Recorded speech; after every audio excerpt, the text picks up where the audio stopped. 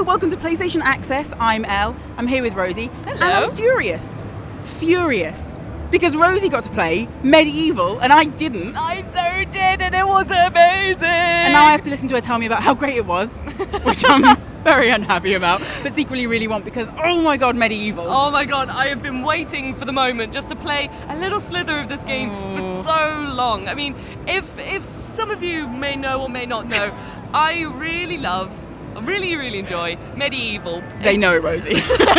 We know. I've been excited for this game since it was first announced. I remember when they revealed the little teaser and it was just his face in the shadowy silhouette. I've been excited for this since day one. Yeah. And as soon as I saw that we could play it here at Gamescom, I thought, oh my god. I think literally I was holding my excitement. I was just like, no, you know what, I'm fine.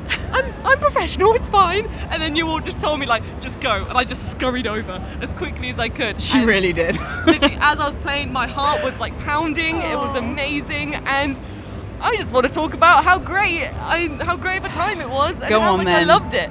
So, first of all, from what everyone's seen from the trailers and everything already, it looks gorgeous. It's got a beautiful style of. So with the original, it's got a very Tim Burton-esque style to it. A lot of people have said. Definitely. It's got a beautiful contrast of being incredibly dark and gothic, but also incredibly bright and cartoony, which is quite difficult for some things to pull off, but it does it amazingly. And this one, it doesn't have as sharp colours, but the lighting gives it this soft but eerie tone to it. Everything still feels like a creepy gothic church.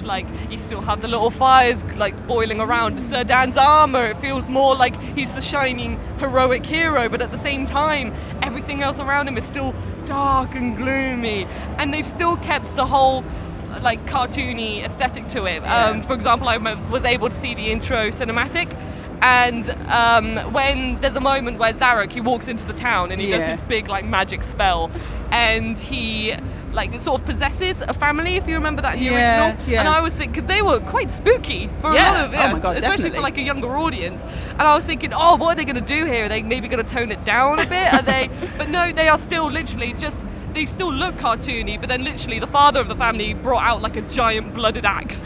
And you just saw the sharp blade and the blood. I was like, oh yeah, no, they're still keeping with it to the original. So I was just absolutely thrilled that they still stuck to that sort of style with it. And also when I was playing it as well, because you may remember MediEvil's it's not as if you are a very strong hero and you can just do attacks really quickly and just slash through enemies. It's got a certain specific weight to it. The way Sir Dan jumps, it's a bit, you feel it. You feel that he's just a bundle of bones carrying a load of armor, and the weight felt exactly the same. When I was doing, I should probably say as well, I played the segment with the glass boss. So the glass windowed stained boss. I played the segment, that whole little level, and I beat the boss, and then I saw the introduction to the game. So when I was fighting that boss, there were some shards that I had to jump over, and that was when it first hit me of how it felt the same. Yeah, that feeling. Because you have to time it and everything. I was I know, When I noticed it, I went, ooh. Yeah. Because you have to time everything, and then with his swings as well, it takes a lot of people sometimes to get used to it, because you've got your charged attack where he does the full-on spiral, and also his normal swings, they're a bit slower. Yeah. So it's not as if you're just da-da-da-da. There isn't so much weight behind them, I've always thought. They feel a little, lighter but slower somehow, which doesn't really make sense, but it's that he doesn't have a heft behind him. Yeah, because I remember when I first sort of encountered my first little trolls. The little trolls are back and they're just as silly and goofy and I love them. When I first encountered them, I sort of ran into them thinking, because I've been playing a lot of quick action games. Yeah. And then this time, literally, I think one of them just ran into me because I didn't time that sword swing properly. But then I remembered how the weight of the game felt, and I thought, oh, I remember. It's beautiful. I loved it. It was great. And then the trolls and everything, when I fought them as well, they were still just as cartoony, funny as ever. When I knocked them out, they was just sort of they just flopped on the floor, and I was like, yes, I got those little trolls. And there's so many things that are also similar, but there are some things that they've advanced upon. So for example, a big one that I noticed was the gargoyles. So first of all, if you watch my previous MediEvil video, you may notice I really love the intro dialogue for when you're in Dan's crypt, where you can find a dead Dan, and there's the iconic beginning when they go, "It has risen again." And I was thinking, because I think everything else has been sort of revamped in terms of the voice acting. Yeah. Whereas the gargoyles, those ones are the exact same.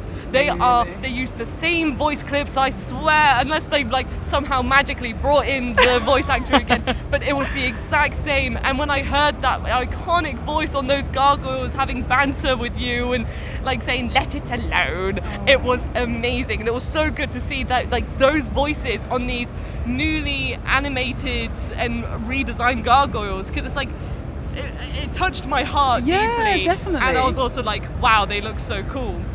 And also the gargoyles with the merchant. So whenever you buy something, I'm not sure if you remember, you just go to a gargoyle. Yeah. And he's like a head on the wall. His eyes light up and stuff, and you just buy what you need to buy. Yeah. Whereas they've really gone out animating these ones. Like this guy, I believe like Sir Dan's head, he got a bit close to the gargoyle and he was kind of like blocking my view a bit. He was very excited. But they have gold splurting out of them. When you pay for things, they start like eating gold. And they're so much more like looser and more animated. And I saw that, I thought, oh my god, that's great. Like you've brought in the cartoony element now into the merchant, and I want to like walk up to this gargoyle and be like, yeah, I'm gonna buy something, eat all that gold. Sounds like a trick, Rosie. If I feel like this is the like, yeah, come on over. Come on over, you know you want to. And then like again with even something as simple as the life bar.